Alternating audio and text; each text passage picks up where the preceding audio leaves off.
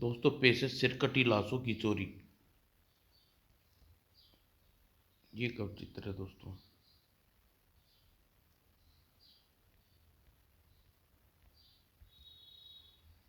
आजाद नगर के राजा कुबेर सिंह बड़ा ही कठोर दुष्ट प्रवृत्ति का था।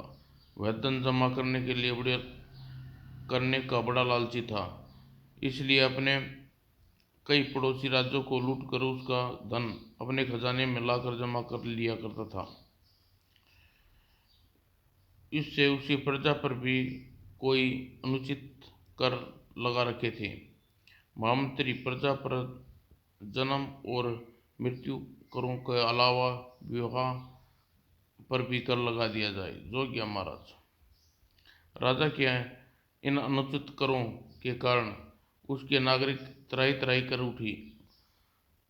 अब तो राजा जुल्म नहीं सहे जाते। तुम ठीक कहते हो काका। ऐसे निर्दयी राजा के राज्य में रहने से अच्छा हम प्रदेश में जाकर भीख मांग लें। ये बात तो है। अब तो मौत दे दें। और लूट मार कर राजा ने करों के रूप में बटोरी गई दौलत को देखकर एक दिन राजा सोचा, इस दौलत को सुरक्षित रखने के लिए मुझे बड़े पत्थरों का एक विशाल महल बनाना चाहिए। ऐसा सोचकर उसने अपने नगर के चतुर शिल्पी को अपने महल में बुलाया। शिल्पी शिल्पीराज, तुम पत्थरों का एक ऐसा महल तैयार करो जिसे हम अपना खजाना सुरक्षित रख सकें। योग्य महाराज। शिल्पी प्रेम वर्मा प्रजा का हितैषी था, अतः कुछ और ही सोचा। ईश्वर ने मुझे ऐसा मौका दिया है कि सारा खजाने निकाल कर उन्हीं लोगों में बांट दूंगा जिनसे यह वसूल किया गया है। प्रेम वर्मा ने महल बनाया, बड़ा मजबूत, बड़ा सुंदर। मगर उसकी योजना के अनुसार उसने महल की दीवार में के एक पत्थर में इस तरह लगा दिया उसे जब चाहे निकाला जा सके। मगर यह भेद देखने की समझ में नहीं आता था। राजा ने उस महल में अपनी सारी दौलत रखवा दी। बड़े भारी संदूक हैं भाई, इतने भारी संदूक हैं, न मालूम कितना सामान भरा पड़ा है इनमें। और महल के चारों ओर कड़ा पहरा लगवा दिया। तुम लोग बड़ी मस्ती से पहरा देना। इस जगह के आसपास कोई परिंदा भी फटकना नहीं चाहिए। जोग्य महाराज। महल में बिना जाने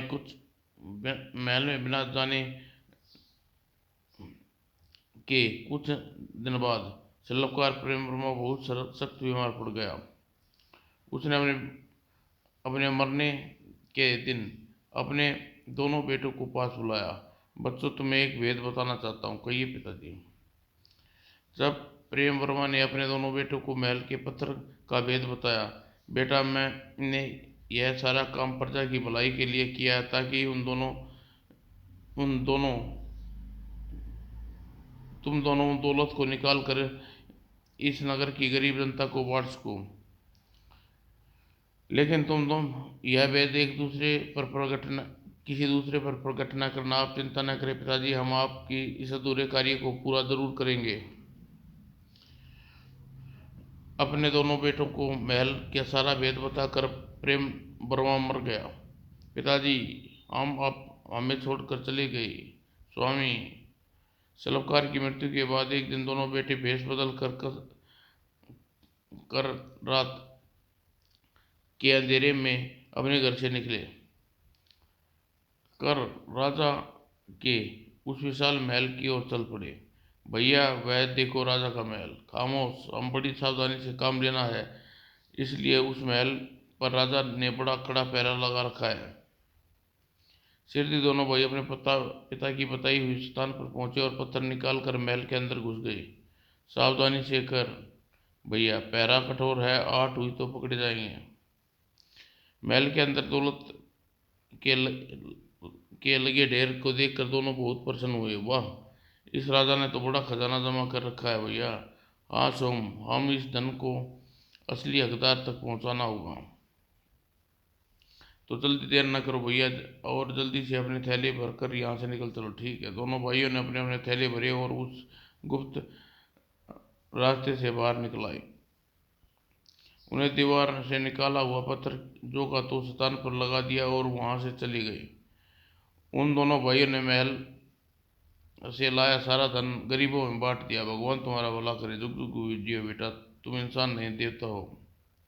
अगले दिन महाराज अपने खजाना देखने पहुंचा। धन को खिस खिसकने ढेर को देखकर वह उसका माथा ठनका। अरे यह सिर्फियों का ढेर खिसका हुआ है, कौन आया था यहाँ?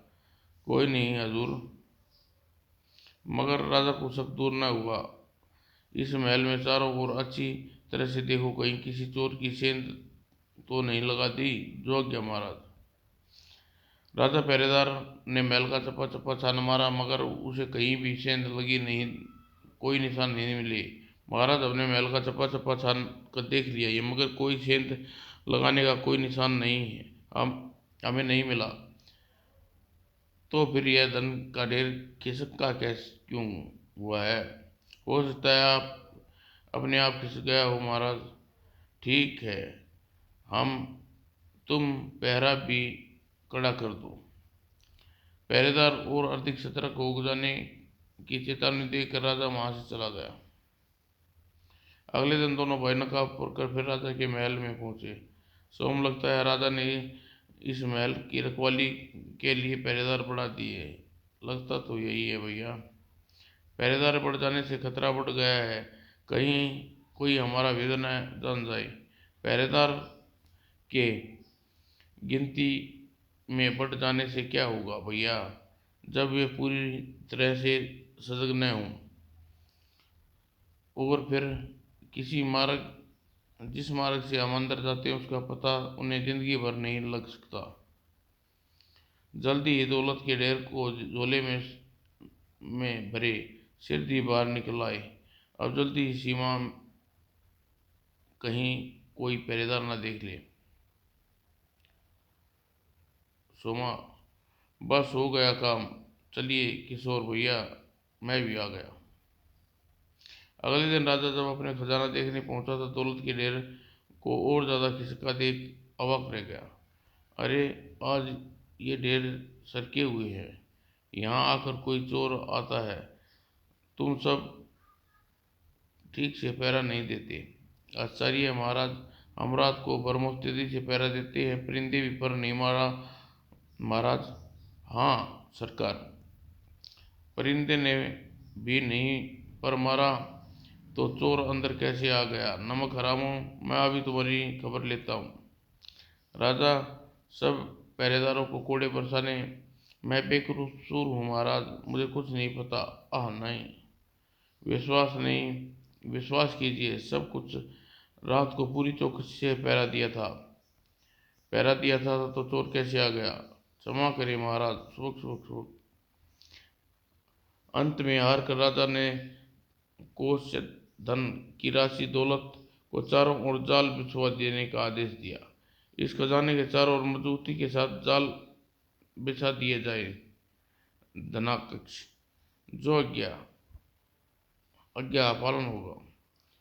और दौलत के चारों ओर जाल बिछा जाने के बाद अब कोई धन चुराने आएगा तो वह अवश्य जाल में फंस जाएगा। किंतु रानी होती और चोर का दुस्साहस देखकर कोषाधन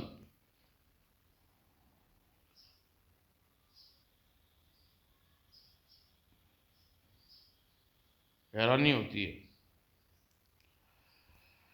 ठीक है राजा, ठीक है महाराज, शाही खजाने में दो चार चोर चोरी कर लेना निश्चित ही दुस्साहस का विषय है, परंतु यह कितना भी दुस्साहसी चोर क्यों न हो, यदि आज चोरी करेगा तो अवश्य ही इस जाल में आ फंसेगा। चोर पकड़ने का यह अच्छा उपाय है। दूसरे दिन शिल्पकार प्रेम वर्मा के बेटे सोम वर्मा और किशोर वर्मा फिर महल में पहुंचे। लो, आ गए मंजिल तक, और आज कुछ ज्यादा ही माल लेकर यहाँ से जाएंगे भैया, ताकि रोज रोज संकट ही साफ हो जाए। हाँ सोम, बार बार यहाँ आने में खतरा है। नगर सोम वर्मा जैसे ही धन की और बड़ा जाल में फंस गया। सावधान भैया, आगे न बढ़ना, यहाँ चारों तरफ जाल बिछा है। क्या? किशोर वर्मा ने अपने भाई को जाल से निकालने की बहुत कोशिश की, मगर सफल न हो पाया। यह यह तो और भी कसता जा रहा है भैया। भैया अब तुम मेरी चिंता मत करो, जाल बड़ा मजबूत है।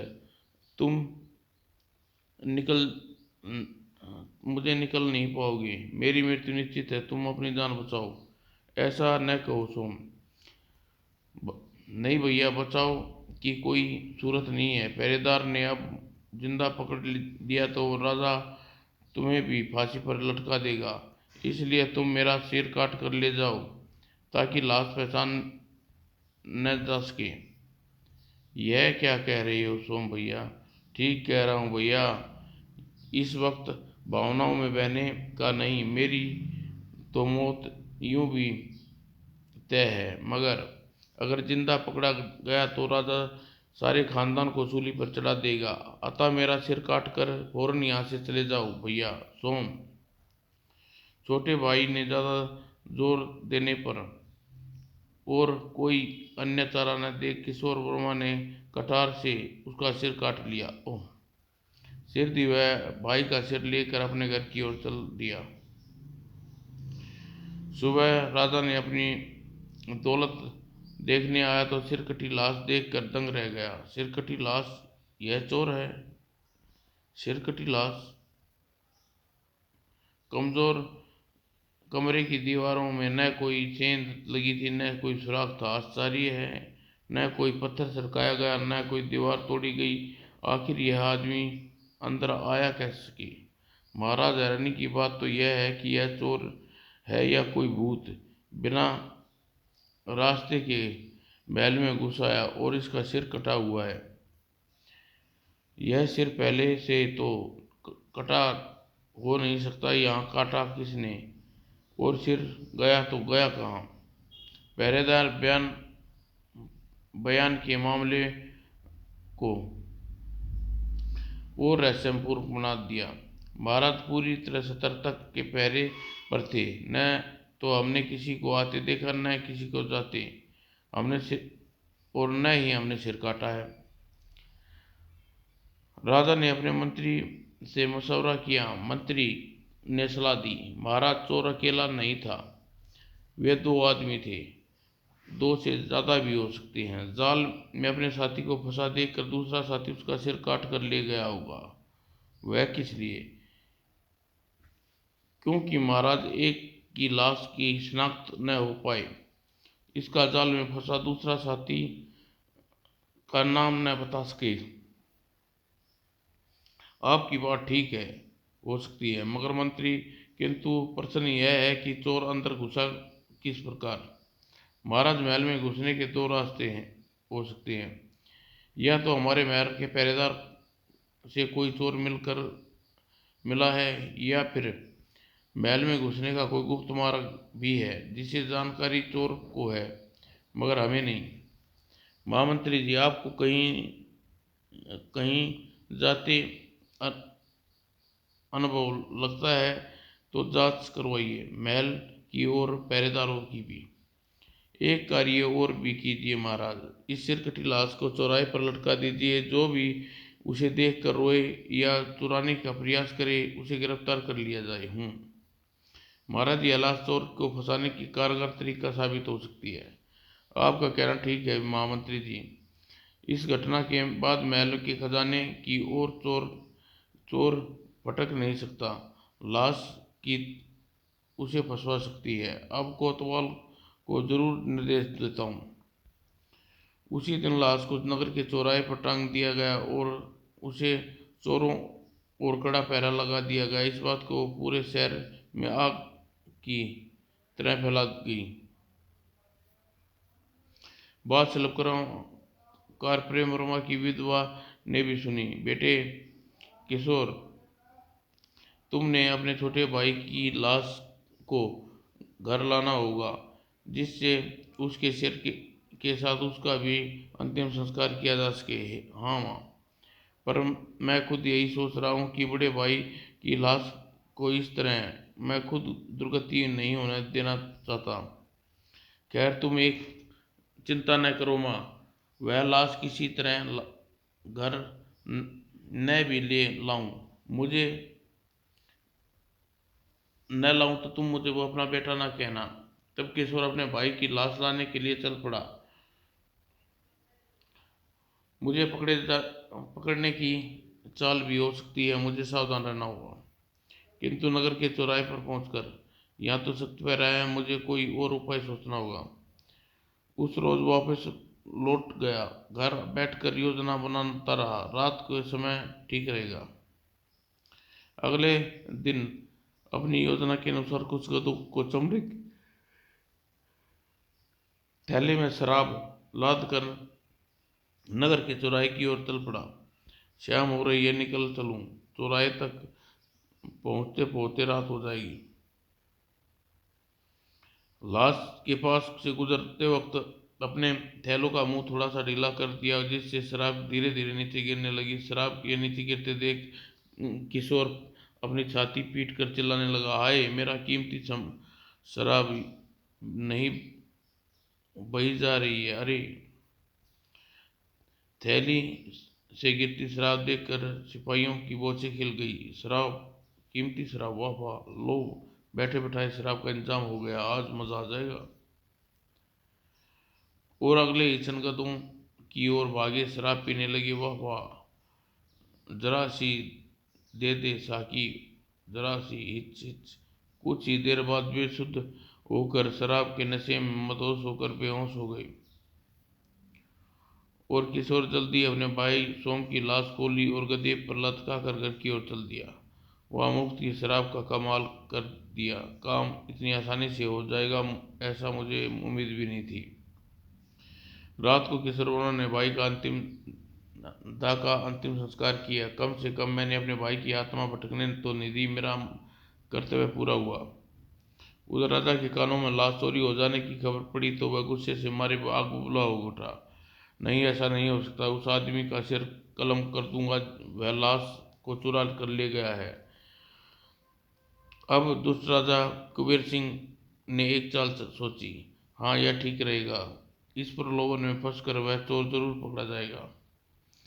अगले सारे दिन में घोषणा करवा दी, सुनो सुनो नगरवासियों, महाराज ने कुबेर सिंह ने ऐलान सुनो, जो व्यक्ति अपना किया हुआ सबसे बढ़िया कारनामा राजकुमारी को सुनाएगा, उसके साथ राजकुमारी का विवाह कर दिया जाएगा। सुनो सुनो। यह घोषणा जब किशोर वर्मा ने सुनी तो राजा की चाल को भाप गया। वह दुष्ट राजा मुझे अपने जाल में फंसाने के लिए बड़ी बेहुदा चाल चली है, मगर मैं इस राजा के ऐसा सबक सिखाऊंगा कि वह सारी उम्र मुझे याद रख करेगा। किशोर वर्मा ने कपड़े का एक नकली हाथ तैयार किया और उसे अपने कपड़ों में छिपाकर रात के समय राजा कुबेर सिंह के महल की ओर चल दिया। अब सबक सिखाऊंगा इस कुबेर सिंह के घोड़े को घमंडी राजा। महल में पहुंचकर सीधा राजकुमारी के कक्ष में पहुंचा। राजकुमारी जी, मैं आपको अपना कारनामा सुनाने आया हूँ, आप हैरान रह जाएंगी। अच्छा सुनाओ। जब किशोर वर्मा ने महल में अपने भाई सोम के फंसने से लेकर सिरकटी लाश की चोरी तक की कहानी सुना दी तो सारी बात सुनते ही राजकुमारी सतर्क हो गई। यह मेरा कारनामा राजकुमारी पसंद आया या नहीं? बहुत पसंद आया, तुम वाकई बुद्धिमान हो। तुम्हारी बुद्धिमान बहादुरी ही किशोर वर्मा। इतना कहकर राजकुमारी प्रेम प्रदर्शन के झांसे में उसका हाथ पकड़ना चाहा। किशोर वर्मा ने कपड़े में नकली हाथ राजकुमारी के हाथ में सरका दिया। तुम्हारी चतुराई का कोई तारीफ नहीं की जा सकती किशोर वर्मा, तारीफ से भी ऊपर है। सिपाहियों, राजकुमारी को आवाज दे ही नहीं पाई थी कि किशोर वर्मा महल से बाहर कूद गया है, नकली कपड़े का हाथ और नीचे खड़े अपने घोड़े पर बैठकर फरार हो गया। चोर की होशियारी की खबर राजा के कानों में पड़ी तो उसने अपना माथा ठनका। उप, मेरी यह चाल भी बेकार हो गई, चोर बहुत चालाक निकला। दूसरे दिन राजा ने नई चाल सोची, यह ठीक रहेगा। और फिर राजा ने आज्ञा अनुसार डंडोरा पीटा गया। सुनो सुनो सुनो, महाराज कुबेर सिंह ने कटी हुई लाश को चोरी की चतुराई से प्रसन्न होकर उसकी सारी खताएं माफ कर दी हैं। कल उसे राज दरबार में हाजिर होने का आदेश दिया जाता है। महाराज ने उस चोर की चतुराई से प्रसन्न होकर कल राज दरबार में उचित इनाम संस्कार दिया जाएगा। किशोर वर्मा ने यह घोषणा सुनी। उसने अपनी माँ से कहा, माँ, कुछ सुना तुमने? राजा ने मेरे सारे अपराध क्षमा कर दिए हैं और मुझे इनाम देने के लिए दरबार बुला रहा है। अच्छा, यह तो बड़ी प्रशंसा की बात है। अब तुम्हारे पिता की आत्मा को शांति मिल जाएगी। आखिर वह मेहनत रंग लाई। अगले दिन किशोर वर्मा दरबार में उपस्थित हुआ। महाराज की जय हो। तुम कौन हो और क्या चाहते हो योग? महाराज, मेरा नाम किशोर वर्मा है। मैं शिल्पकार प्रेम वर्मा का लड़का हूँ और अपना इनाम लेने आया हूँ। इनाम? कैसा इनाम? तुम कहीं कल की घोषणा के विषय में तो नहीं कह रहे? जी हाँ महाराज, मैं उसी विषय में। मुझे शाही खजाने की चोरी करने और अपने भाई की लाश चुराने मैंने अपराध किया है। कहकर किशोर वर्मा ने सारी कहानी सुनाई। राजा, राजकुमारी को चकमा देने का अपराध है प्रभु। आपके द्वारा अभय दिए जाने के दरबार में आया हूँ। मैंने उन्हें गरीबों में बांट दिया। सो तो हुआ, परंतु यह बताओ, तुमने शाही खजाने को चुराए हुए धन का क्या किया किशोर वर्मा? क्योंकि अनुचित कर लगाकर कमाया गया धन उन्हीं लोगों की अमानत था महाराज। महाराज, बच्चे हमारे ही सामने भाषण सुनाकर हमें जलील चाहता है। आज हम पकड़ पाने में सफल हुए हैं। अब तुम्हें तेरे सारे आम अपराधों के कठोर दंड दिए जाएंगे। महाराज, बड़े अक्लमंद बनते हो। अपने आप को किशोर वर्मा एक साधारण सी चाल में फंस गए। अगर आप इस तरह अभयदान की चाल बनाकर चलते हैं तो यह तो सरासर नीचता है। इसमें जाहिर होता है कि आपने न केवल मेरी बुद्धि का लोहा माना, बल्कि इस बात से इस कदर बौखला गए कि उचित अनुचित विचार छोड़कर धोखे से पर उतर आए। इस तरह गिरी हुई हरकत एक राजा को शोभा नहीं देती। खामोश बद्जुबान हमसे बहस करता है, हमारे न्याय पर कीचड़ उछालता है। अब तू फंस गया है और तेरी जान पर बनी है तो तू मुझे उचित अनुचित का ख्याल लाया है। राजा की ऐसा न्याय और नीचता देखकर प्रधानमंत्री खामोश नहीं रह सका। अपराध क्षमा हो महाराज। जिस इनकार झनकार सिंह को गीदड़ों का आचरण शोभा नहीं देता, वैसे ही एक राजा को इस प्रकार की नीच हरकत शोभा नहीं देती। यह बात आपको गौरव पर कलंक लगाएगी। महामंत्री, आप क्या कह रहे हैं? मैं उचित कह रहा हूँ देव। आप समर्थन हैं, शासक हैं। चाहें तो मेरा सिर भी किशोर वर्मा के साथ कलम कर सकते हैं, किंतु इतिहास में आपका नाम एक चोर के नाम के बाद लिया जाएगा।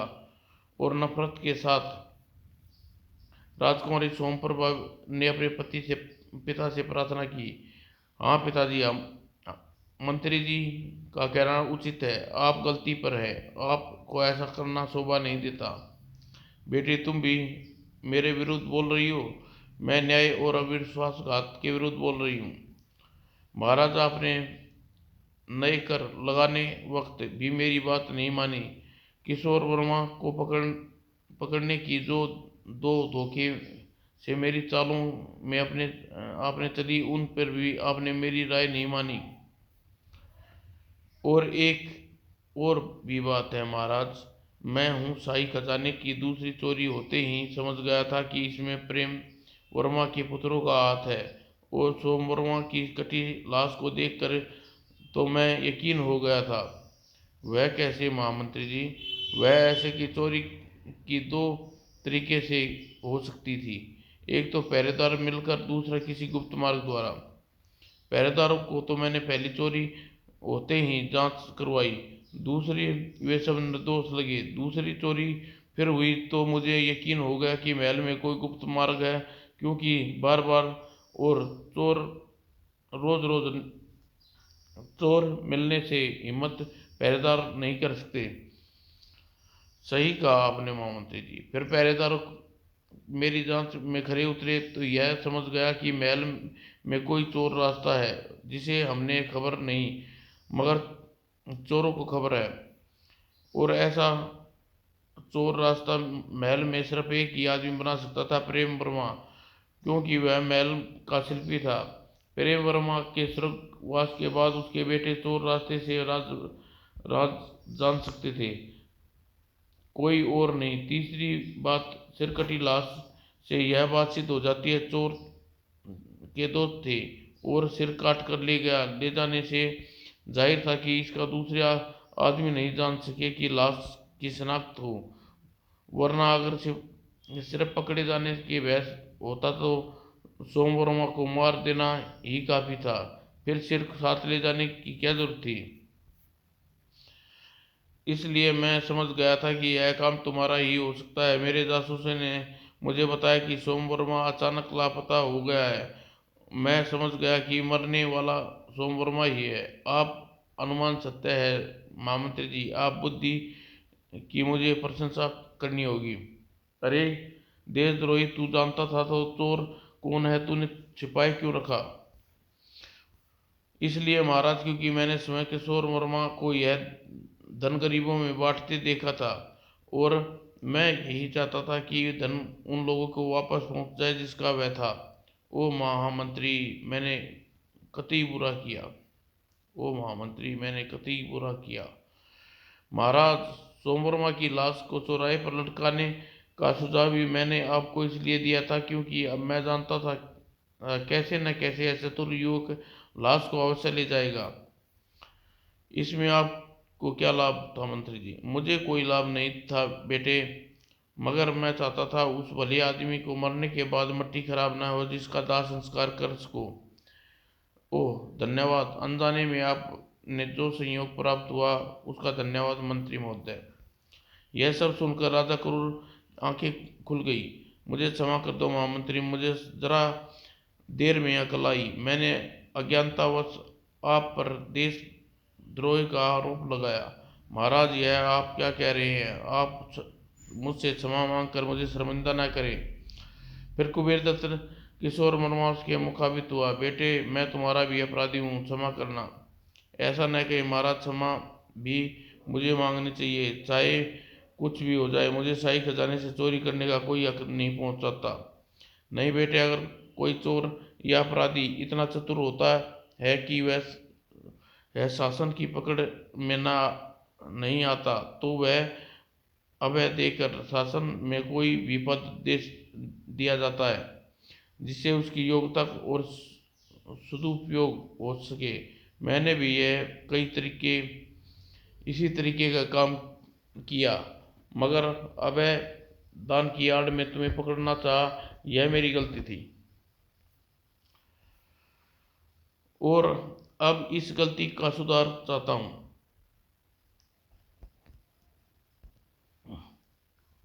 तुमसे अधिक योग्य दामाद मुझे कोई दूसरा नहीं मिल सकता। मैं चाहता हूँ कि तुम मेरी सोमप्रभा से विवाह कर लो, अब राज्य को संभालो और ईश्वर का भजन करने दो। महाराज, आपकी यह बात सुनकर मुझे बड़ी प्रशंसा हो रही है। वास्तव में यह बुद्धिमान युवक ऐसा शानदार ईमानदार ईमान का हकदार है इनाम का हकदार है।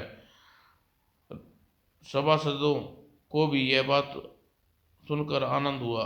महाराज कुबेर सिंह की जय हो। महाराज, आप धन्य हैं। परंतु कान्हे सेनापति दुर्जन सिंह को महाराज का यह नया रूप पसंद नहीं आया। महाराज, बीच में हस्तक्षेप करने का अपराध क्षमा करें, परंतु कोई भी निर्णय लेने से पहले यह जान लीजिए, राजा बनाने के लिए केवल बुद्धि ही नहीं बल्कि तलवार का धनी होना आवश्यक है। तुम कहना क्या चाहते हो दुर्जन सिंह? महाराज, मैं यह कहना चाहता हूँ कि बुद्धि के काम लेकर चालाकी पूर्वक काम निकाला लेने वाला प्राय कायर होता है।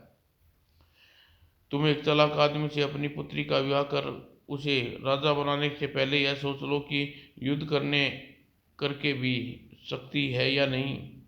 दुर्जन सिंह, तुम अब राजा होने वाले दामाद अपने भावी राजा पर कायराना आरोप लगा रहे हो। तुम्हारी जबान काट कर अभी चील कौओं को खिलाई जा सकती है। बेशक महामंत्री जी, आप ऐसा कर सकते हैं, मगर सोमप्रभा केवल महाराज की पुत्री नहीं, राजकुमारी भी है। राजकुमारी का पति केवल महाराज का दामाद ही नहीं, हमारा भावी सम्राट भी है। अतः हम सर्वगुण संपन्न होने के विषय में संतुष्टि प्राप्त कर लेना था हमारा कर्तव्य है, अधिकार भी है। यदि हमें उस अधिकार का प्रयोग नहीं करने दिया जाएगा तो यह अन्याय होगा। सेनापति ठीक कह रहे हैं महाराज। मुझे सेनापति जी की आकांक्षा और असहमियत नहीं, वही बताइए जो आकांक्षा कैसे दूर की जा सकती है। यह विनय मर्द वाली बात किशोर वर्मा, तुम से तलवार युद्ध करना होगा, मुझे स्वीकार है। लेकिन बेटा, तलवार युद्ध के लिए दोनों प्रतिद्वंदी तैयार होने लगे। बेटे, दुर्जन सिंह बड़ा कुशल तलवारबाज है, तुम्हारा मुकाबला स्वीकार करना ठीक नहीं है। परवाह नहीं महाराज, महाराज बनने मुझे शौक नहीं, लेकिन सोमप्रभा का पति कायर कहलाए यह मुझे मंजूर नहीं। मैं सोमप्रभा को भी मंजूर होगा। शाबाश किशोर। और एक खुले मैदान में दोनों प्रतियोगिता युद्ध प्रयोजन हुआ। तुमने इस युद्ध को स्वीकार कर बड़ी दुस्साहस का परिचय दिया है किशोर वर्मा, मगर बहादुर बनने के चक्कर में तुम बेमौत मारे जाओगे। ये वक्त बताएगा दुर्जन सिंह कौन मरता है कौन जीता है। और फिर दोनों तलवारें लेकर एक दूसरे से उलझ गए, मगर जल्दी ही दुर्जन सिंह किशोर वर्मा पर हावी होने लगा। लेकिन कुछ ही देर बाद किशोर वर्मा का कवच टूट गया और अगले ही क्षण उसकी तलवार करारे वार से किशोर वर्मा के हाथ से छूट गई।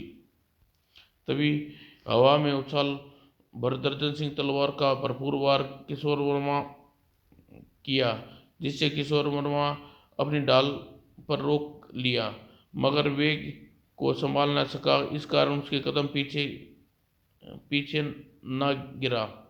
हा हा हा, किशोर वर्मा। और किशोर वर्मा ने फुर्ती से अपनी ढाल दुर्जन सिंह के सिर पर मारी। आह! और दुर्जन सिंह जमीन पर गिरते ही किशोर वर्मा ने अपनी तलवार के लिए उसके सिर पर आ खड़ा हुआ। और दुर्जन सिंह ने एक हिचकी के साथ ही दम तोड़ दिया। किशोर वर्मा भले ही दुर्जन सिंह के मुकाबले में खुद को अच्छा तलवारबाज नहीं सिद्ध कर पाया, मगर उसने खुद को बहादुरी और फुर्ती से खुहार जरूर साबित कर दिया। जनता वाह वाह कर उठी। बेटे, तुमने इस घमंडी और दुष्ट दुर्जन सिंह को अच्छा सबक सिखा दिया। निश्चित ही मैं राजा बनने की सभी योग्यताओं मौजूद हैं। किशोर वर्मा, तुम सुलभकार के बेटे हो। दुर्जन सिंह सेनापति था, तुम्हारा उससे अच्छा तलवारबाज होना स्वाभाविक था, मगर तुमने फिर भी न सिर्फ उससे लोहा लिया बल्कि उससे पर विजय भी प्राप्त की। तलवार का अभ्यास तो तुम कभी भी कर सकते हो, मगर तुमने बिना तलवार के उसे काफी है। आप मुझे शर्मिंदा मत करिए महामंत्री। भाई, ये तो अच्छा हुआ तुमने दुर्जन सिंह को चुनौती स्वीकार कर ली, वरना सोमप्रभा तुम्हें जब जी चाहता ताना मार कर दिया करती। पिताजी, कहने की आवश्यकता नहीं है। अगले रोज किशोर वर्मा सोमप्रभा का विवाह के बाद राज तिलक हो गया और उसने अनुचित कर लगाकर इकट्ठा किया सारा धन महल में बंद था गरीबों में बांट दिया। समाप्त दोस्तों।